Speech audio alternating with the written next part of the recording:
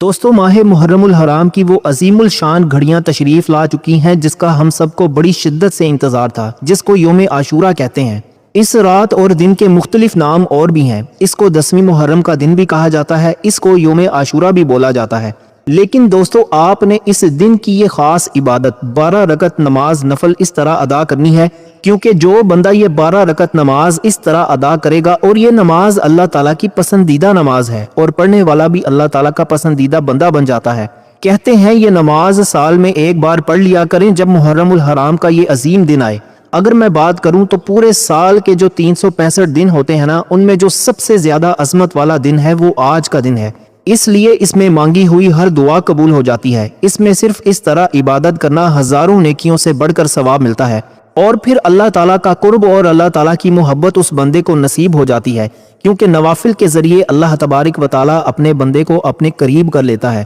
پھر وہ بندہ اس دن میں جتنی بھی دعائیں مانگتا ہے، بار بار بھی دعائیں مانگتا ہے نا، تو ہر دعا اس کی اسی دن میں ہی قبول ہو جاتی ہے۔ کہتے ہیں جو ساری زندگی نہیں اس کو مل سکا ہوتا، اسی دن میں مل جاتا ہے، کیونکہ یہ 12 رکعت نماز اس دن کی سب سے اہم اور سب سے خاص عبادت ہے۔ اب دوستو یہ 12 رکعتیں آپ نے پڑھنی کیسے ہیں؟ کہتے ہیں یہ 12 رکعتیں آپ نے 4 سلام کے ساتھ پڑھنی ہوتی ہیں۔ اس کی ترتیب، طریقہ کار اور نیت، یہ تمام تر تفصیلات ایک ایک چیز آپ کو سمجھانا چاہوں گا، تاکہ آج ہر کوئی یہ 12 رکعت نماز نفل اس طرح ادا کر کے اللہ تعالیٰ کی بارگاہ سے اپنی حاجات پوری کروا سکتا ہے، اپنے مقاصد میں کامیابی حاصل کر سکتا ہے، پھر پورے سال کے لیے اپنے گھر کو خیر و برکت سے اور اللہ تعالیٰ کے فضل اور رحمت سے بھر سکتا ہے۔ سب سے اہم چیز یہ کہ اس کا گھر مال و دولت سے بھی بھر جاتا ہے۔ کہتے ہیں کہ وہ بندہ پورا سال رزق تقسیم بھی کرتا رہے، بانٹتا بھی رہے، تب بھی اس کے گھر سے رزق ختم نہیں ہوتا۔ اور کہتے ہیں کہ گھر کے اندر اس خاندان میں اگر کوئی ایک بندہ بھی یہ 12 رکعتیں نفل اپنے گھر میں یا مسجد میں اس دن میں اس طرح ادا کرتا ہے، یعنی اس دن کا ٹائم کیا ہے، مغرب کے وقت سے لے کر آپ اگلے دن کی مغرب تک اس کو پڑھ سکتے ہیں۔ اس پورے دن میں آپ نے یہ 12 رکعت نماز نفل ادا کرنی ہے۔ سب سے پہلے جو آپ نے رکعتیں ادا کرنی ہے اس کی نیت سماعت فرما لیں۔ 4 رکعت نماز نفل میں نیت کرتا ہوں یا نیت کرتی ہوں۔ دیکھیں اللہ تبارک و تعالیٰ نے یوم عاشورہ کے متعلق احادیث میں بڑی فضیلت بیان فرمائی ہے، اور اسی دن کی عظمت اور فضیلت کے نام پر ہی عاشورہ کا نام رکھا گیا ہے۔ اگر کسی دوست کو خاص صورت نہیں آتی، اس کا حل میں بتاؤں گا، کیونکہ کوئی بھی شخص اس دن کی ان برکتوں سے محروم نہ رہے، کیونکہ یہ موقع بار بار نہیں ملتا۔ آج تمہارے پاس سال بعد موقع ملا ہے، اس لیے بہت سارے لوگ اس دن کو بھی غفلت میں گزار دیتے ہیں، سستی میں گزار دیتے ہیں، اور بہت سارے بھائیوں کو تو پتہ ہی نہیں ہوتا کہ ہم نے اس دن میں کون سی عبادت کرنی ہے، اور جن کو پتہ ہوتا ہے بعض اوقات ان میں سے بھی کچھ لوگ سستی کر جاتے ہیں۔ اس لیے دوستو آپ کے پاس آج بڑا سنہری موقع ہے، بغیر سستی کیے، بغیر غفلت کیے آپ نے اس دن میں اور کوئی کام کر سکیں یا نہ کر سکیں، صرف یہ 12 رکعت نماز نفل آپ نے اس ترتیب کے ساتھ کہ 4 سلام کے ساتھ آپ نے اس کو پڑھنا ہے۔ سب سے پہلے ہم 4 رکعت نماز نفل کی نیت کرتے ہیں۔ پہلے آپ نے 4 رکعتیں کر کے پڑھنی ہے، پھر آپ نے 2 رکعتیں پڑھنی ہیں۔ اس ترتیب کے ساتھ آپ اس نماز کو پڑھیں گے، کیونکہ اس نماز کے اندر تمام چیزیں موجود ہیں جو ایک انسان کی زندگی کو پورے سال کے لیے خوشحال رکھ سکتی ہیں۔ اس گھر میں خوشحالی آ جاتی ہے۔ کہتے ہیں کہ اگر کوئی غریب، کوئی فقیر بھی یوم عاشورہ میں یہ 12 رکعتیں نفل اس طرح ادا کر لے، کیونکہ یہ دن وہ دن ہے جس میں آسمان کے دروازے کھول دیے جاتے ہیں۔ جو ہی مغرب کا وقت ہوا ہے تو اب آسمان کے دروازے کھلے ہوئے ہیں، جنت کے دروازے کھلے ہوئے ہیں، اور اللہ کی نوری ملائکہ زمین پر نازل ہو رہے ہیں، اور اللہ تعالیٰ اپنے بندوں کی دعاؤں کو قبول فرما رہا ہے۔ مغرب سے لے کر اگلے دن کی مغرب تک ہر لمحہ دعاؤں کی قبولیت کا ہوتا ہے۔ اس لیے دوستو ہم نے سب سے پہلے 4 رکعت نماز نفل کی نیت اس طرح کرنی ہے کہ میں نیت کرتا ہوں 4 رکعت نماز نفل، اور اگر عورت ہوگی تو وہ کہے گی کہ میں نیت کرتا ہوں 4 رکعت نماز نفل یوم عاشورہ کے، بندگی اللہ تعالیٰ کے، منہ طرف خانہ کعبہ کے، اللہ اکبر۔ تو آپ نے اس ترتیب کے ساتھ یہ 4 رکعت نماز نفل کی نیت کر لینی ہے۔ دیکھیں یہ دن کے کسی بھی حصے میں پڑھ سکتے ہیں، یعنی کہ یہ جو مغرب سے لے کر آپ کو ٹائم بتایا ہے نا، اس کے دوران جب چاہے آپ اس کو پڑھ سکتے ہیں، کیونکہ دیکھیں لفظ عاشورہ جو ہے نا، عاشورہ کہتے ہیں 10ویں دن کو۔ دوستو یہ دن اللہ تعالیٰ کی طرف سے بہت بڑی عظمت کا حامل ہے۔ اس میں بانٹ دیا جاتا ہے ہر حکمت والا کام، تو اس میں حکمتیں بانٹی جاتی ہیں، اس میں رب کی رحمتیں بانٹی جاتی ہیں، اس میں اللہ تعالیٰ کا فضل بانٹا جاتا ہے۔ اس لیے جو یہ چیزیں حاصل کرنا چاہتا ہے، کیونکہ یوم عاشورہ میں اللہ تعالیٰ زمین پر فرشتوں کو اتارتا ہے، اور ان کے اترنے کی حکمت یہ ہے کہ وہ اس دن کے اعمال کی برکت کو سمیٹیں۔ دوستو پہلے ہم نے نیت کی ہے، نیت کو ہم نے سمجھ لیا، اس کے بعد آگے جو کام ہم نے کرنا ہے وہ ذرا سمجھنے والا ہے۔ اب اس کے بعد آپ نے سب سے پہلے ثنا پڑھنی ہے، سبحانک اللہم و بحمدک و تبارک اسمک و تعالی جدک و لا الہ غیرک، پھر اعوذ باللہ من الشیطان الرجیم، بسم اللہ الرحمن الرحیم، الحمد للہ رب العالمین الرحمن الرحیم مالک یوم الدین، ایاک نعبد و ایاک نستعین، اہدنا الصراط المستقیم صراط الذین انعمت علیہم غیر المغضوب علیہم ولا الضالین، آمین۔ دوستو اس ترتیب کے ساتھ بہت سارے دوست آمین کو چھوڑ دیتے ہیں، خدا را آپ نے آمین کو چھوڑنا نہیں ہے۔ یوم عاشورہ کے دن کے ہونے میں ہی سب سے زیادہ دلائل ملتے ہیں، اور یہ دن ہی یوم عاشورہ کا دن ہوتا ہے۔ تو دوستو آج کا دن ہی یوم عاشورہ کا دن ہے، اس لیے آپ نے اس دن کو ضائع نہیں کرنا۔ بہت سارے کہتے ہیں وہ 9 تاریخ ہے، کچھ کہتے ہیں 10 کی ہے، کچھ کہتے ہیں 11 کی، لیکن میں آپ کو بزرگوں کے واضح فرمان بتا رہا ہوں۔ عام طور پر علماء نے فرمایا کہ یوم عاشورہ 9 اور 10 محرم کا دن ہے، اس لیے ہم ان بزرگوں کی بات پر عمل کریں، اور انشاءاللہ باقی دنوں میں بھی ذکر و اذکار کرنا چاہیے۔ لیکن اس دن میں یہ 12 رکعت نماز نفل بغیر سوچے سمجھے کہ یہ دن ہے یا نہیں، آپ بغیر سوچے سمجھے بغیر کسی جھجک کے آپ یہ 12 رکعت نماز نفل ہر حال میں پڑھ لیں، کیونکہ بہت سارے لوگ اس ترتیب کے ساتھ کرتے ہیں کہ وہ ان کو اس دن کی برکتوں سے محروم کر دیتے ہیں، ان کو ذہنی شکار بنا دیتے ہیں۔ اب آپ نے اس ترتیب کے ساتھ جب سورہ فاتحہ کو پڑھ لیا، سورہ فاتحہ کے پڑھنے کے بعد اب آپ نے پہلی رکعت کے اندر یعنی سورہ فاتحہ پڑھی، اس کے بعد جو سورت آپ نے پڑھنی ہے اس کو ذرا سمجھنا ہے۔ یہ بڑا ہی اہم طریقہ کار ہے اور یہی بزرگوں کا فرمان ہے، اور اسی کے مطابق پڑھیں تو انسان کی قسمت میں بدبختی بھی ہو تو اللہ تعالیٰ مٹا کر اس کو نیک بختوں میں شامل کر دے گا۔ اگر آپ چاہتے ہیں کہ آپ کا نام نیک بختوں میں شامل ہو جائے اور آپ کا نام بزرگوں میں شامل کر دیا جائے اور آپ کا نام اللہ کے ولیوں میں شامل کر دیا جائے، اللہ کے دوستوں میں شامل کر دیا جائے، اللہ کے محبوب بندوں میں شامل کر دیا جائے، تو پھر آپ اسی ترتیب کے ساتھ یہ نفل پڑھیں گے کہ آپ نے صرف ایک مرتبہ سورہ کوثر کو پڑھنا ہے، اور آپ نے سورہ اخلاص کو 25 بار پڑھنا ہے پہلی رکعت کے اندر یعنی 25 ٹائمز۔ اسی طرح آپ نے دوسری رکعت کے اندر بھی سورہ فاتحہ کے بعد سورہ کوثر انا اعطیناک الکوثر اس کو آپ نے ایک بار پڑھنا ہے، اور سورہ اخلاص شریف قل هو اللہ احد اس کو آپ نے 25 بار پڑھنا ہے، اور مکمل صورتیں پڑھنی ہیں یہ والی۔ دوستو اسی طرح تیسری رکعت بھی اور اسی طرح چوتھی رکعت بھی پڑھنی ہے، یعنی کہ چاروں رکعتوں کے اندر آپ نے سورہ فاتحہ کے بعد ایک بار سورہ کوثر شریف اور 25 بار سورہ اخلاص پڑھنی ہے۔ اسی طرح ٹوٹل سورہ کوثر 4 بار پڑھی جائے گی اور سورہ اخلاص 100 بار پڑھی جائے گی۔ آپ کو اندازہ نہیں ہے یہ نماز اگرچہ آپ 4 کر کے تھوڑے تھوڑے وقفے کے بعد بھی پڑھ سکتے ہیں۔ مثال کے طور پر 4 آپ مغرب کے بعد پڑھیں، 4 آپ عشاء کے بعد پڑھ لیتے ہیں، 4 آپ تہجد یا دن کے وقت پڑھ لیتے ہیں، لیکن یہ 12 رکعت نماز نفل اس دن میں آپ نے پوری کرنی ہے اور اسی ترتیب کے ساتھ پوری کرنی ہے۔ اگر کوئی چاہے تو اکٹھے بھی یہ پڑھ سکتا ہے، لیکن اگر بعض اوقات کچھ لوگ کہتے ہیں کہ مجھے تھکاوٹ ہو جاتی ہے کیونکہ اس کے پڑھتے ہوئے کچھ ٹائم تو لگے گا نا، 12 رکعتیں پڑھتے ہوئے کم از کم کچھ وقت لگتا ہے، تو کچھ کمزور لوگ بھی ہوتے ہیں، اس لیے میں نے ان کی آسانی کا طریقہ بھی بتا دیا ہے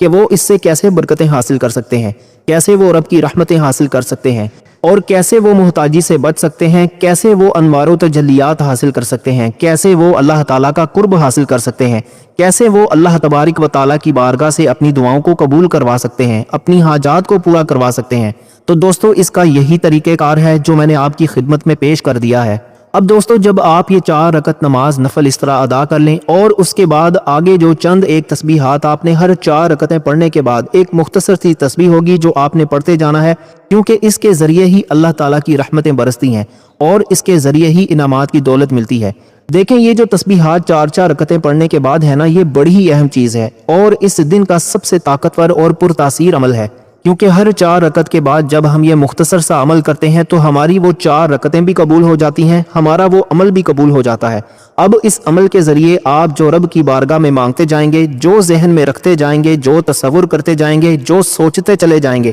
آپ کو وہ تمام چیزیں انشاءاللہ ملتی چلی جائیں گی۔ اس لیے دوستو آپ نے اس کے بعد جو تسبیح پڑھنی ہے اس کو فقط آپ نے 4 رکعتیں ادا کرنے کے بعد صرف چند بار آپ نے پڑھنا ہے، وہ میں آپ کو عرض کر دیتا ہوں کہ کون سی دعا پڑھی جائے گی، کون سی تسبیح پڑھی جائے گی، کیونکہ مختلف تسبیحات بتائی جاتی ہیں، مختلف طریقہ کار، مختلف دعائیں بتائی جاتی ہیں، لیکن میں آپ کو ساری باتوں کی ایک بات بتانے لگا ہوں اور جو سب سے اہم اور سب سے قیمتی تسبیح ہے، کیونکہ یوم عاشورہ کے دن خاص طور پر جو ہے نا فرشتے ان لوگوں کے لیے دعا کرتے ہیں جو نماز پڑھ رہے ہوتے ہیں، جو قرآن کی تلاوت کر رہے ہوتے ہیں، جو ذکر کر رہے ہوتے ہیں، جو اللہ تعالیٰ سے دعائیں مانگ رہے ہوتے ہیں۔ اب دوستو یہ دعا کس مقام پر پڑھنی ہے وہ بھی میں آپ کو عرض کروں گا۔ اب آپ نے کلمہ طیبہ پڑھنا ہے اور صرف چند بار پڑھنا ہے، کیونکہ جو شخص 3 مرتبہ لا الہ الا اللہ محمد الرسول اللہ کہے تو ایک مرتبہ یہ کلمات کہنے سے اللہ تعالیٰ اس کی بخشش فرما دے گا انشاءاللہ، دوسری مرتبہ کہنے سے اسے آگ سے نجات عطا فرما دے گا، تیسری مرتبہ کہنے سے اسے جنت میں داخل فرما دے گا۔ تو دوستو یہ وہ کلمات ہیں جو آپ نے صرف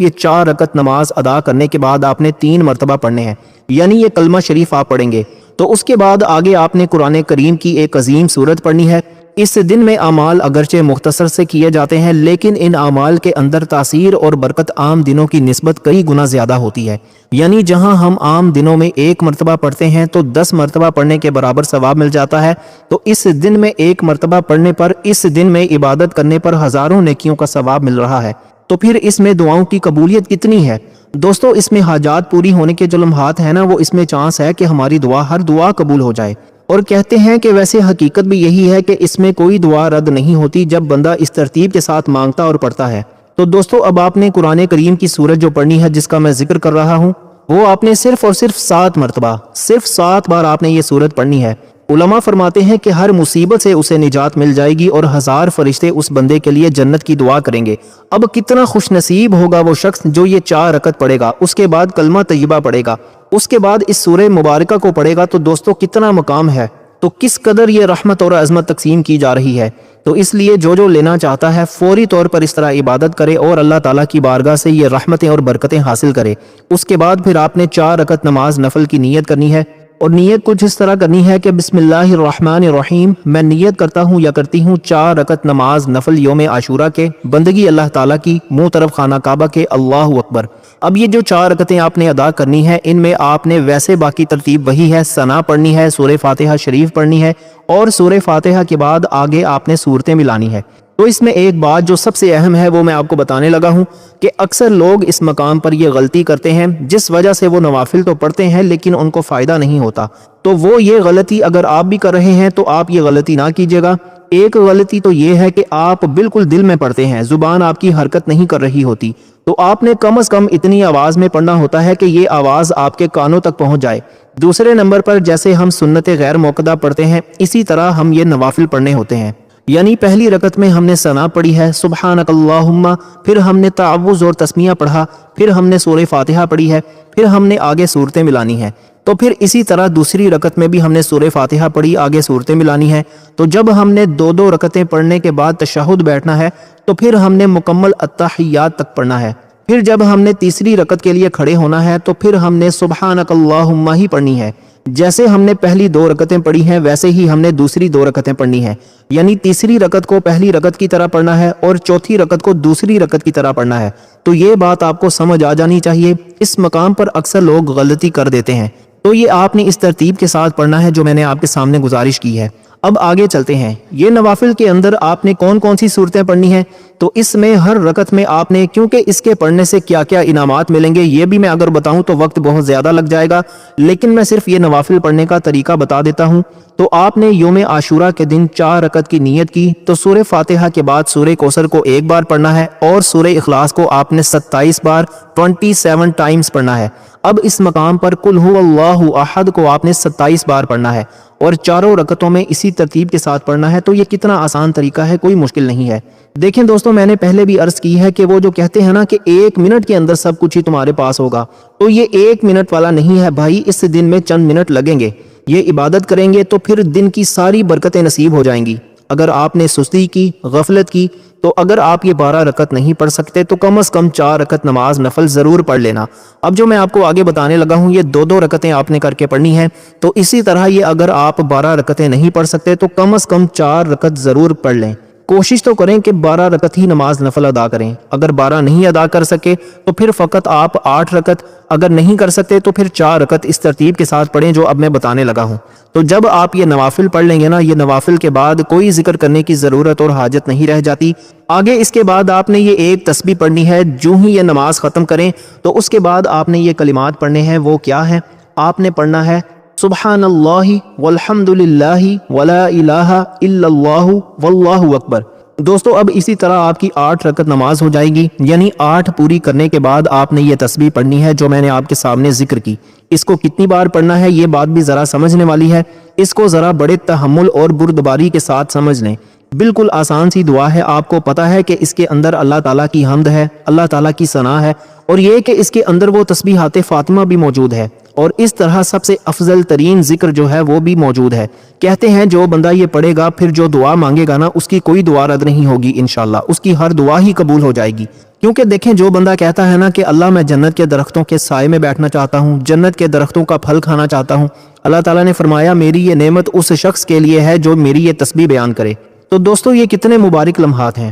اب وہ 2 رکعت آپ نے کیسے ادا کرنی ہے؟ اب آپ نے کرنا یوں ہے کہ 2 رکعت نماز نفل اللہ تعالیٰ کی رضا کے لیے، بندگی اللہ تعالیٰ کی، منہ طرف خانہ کعبہ کے، اللہ اکبر۔ اس طرح آپ نے یہ 2 رکعت نماز نفل ادا کرنی ہے۔ اس میں آپ نے ہر رکعت کے اندر، یعنی پہلی رکعت کے اندر، دونوں رکعتوں میں آپ نے پہلی رکعت کے اندر آپ جب سورہ فاتحہ کو پڑھ لیں گے، ثنا پڑھی سبحانک اللہم، آگے تعوذ اور تسمیہ پڑھا، آگے سورہ فاتحہ کو پڑھا، سورہ فاتحہ کے بعد آپ نے سورہ اخلاص کو پڑھنا ہے 7 مرتبہ، یعنی قل هو اللہ احد اللہ الصمد لم یلد ولم یولد ولم یکن لہ کفوا احد۔ تو دونوں رکعتوں میں آپ نے اسی تعداد کے برابر ہی پڑھنا ہے، یعنی کہ پہلی رکعت میں بھی اسی طرح اور دوسری میں بھی 7 مرتبہ۔ تو دوستو یہ 2 رکعت جب آپ مکمل کر لیں اس کے بعد آپ نے یہ تسبیح پڑھنی ہے، اور اس تسبیح کو آپ نے 70 مرتبہ پڑھنا ہے۔ تو دوستو اسی کے حوالے سے جو بندہ اس طرح پڑھے گا نا، یہ جو چیز میں نے آپ کے سامنے ذکر کی ہے، یہ جو نوافل میں نے آپ کو بتائے ہیں کہ جو بندہ اس ترتیب کے ساتھ یہ نفل پڑھے گا اللہ تعالیٰ کتنا انعام اس بندے کو عطا فرمائے گا۔ اور دوستو پھر جو ہی وہ سلام پھیرے تو 70 بار یہ تسبیح پڑھ لے، اور پھر اس کو 3 انعامات ملیں گے اللہ تعالیٰ کی بارگاہ میں۔ ایک تو وہ اپنی جگہ سے اس وقت تک نہیں اٹھے گا یہاں تک کہ اللہ تعالیٰ اس کو اور اس کے والدین کو بخش دے گا، یہ پہلا انعام اس کو ملے گا۔ فرمایا دوسرا کہ جنت کی طرف اللہ تعالیٰ فرشتوں کو بھیجے گا، اس کے لیے بہشت میں درخت کاشت کریں گے اور انہیں نہریں جاری کریں گے، اس کے لیے نہریں جاری کر دی جائیں گی۔ تیسرا فائدہ کہ وہ شخص دنیا سے اس وقت تک رخصت نہیں ہوگا جب تک ان تمام اشیاء کو دیکھ نہ لے، یعنی کہ وہ جنت کا نظارہ جو دنیا میں جب تک نہیں کر لیتا۔ تو اسی طرح یہ 2 رکعت نماز نفل اور جو تسبیح پڑھنی ہے وہ کیا ہے؟ وہ تسبیح یہ ہے استغفر اللہ ربی من کل ذنب واتوب الیہ۔ اس کے بعد آخری جو 2 رکعتیں ہیں وہ بھی ذرا سمجھ لیجئے گا، اس میں بھی آپ نے یوم عاشورہ کی نیت کرنی ہے، تو آپ کی یہ 12 رکعت نماز نفل مکمل ہو جائے گی۔ آج ہی ہماری یوم عاشورہ کے دن کی خاص دعا بھی ہے، خصوصی دعا ہے۔ جو بھی بھائی بہن ہر سال لوگ ہزاروں کی تعداد میں اپنا نام شامل کرواتے ہیں، جو بھائی بہن اس دعا میں اپنا نام شامل کروانا چاہتے ہیں وہ ویڈیو کو لائک کریں، کامنٹ میں اپنا نام لکھیں،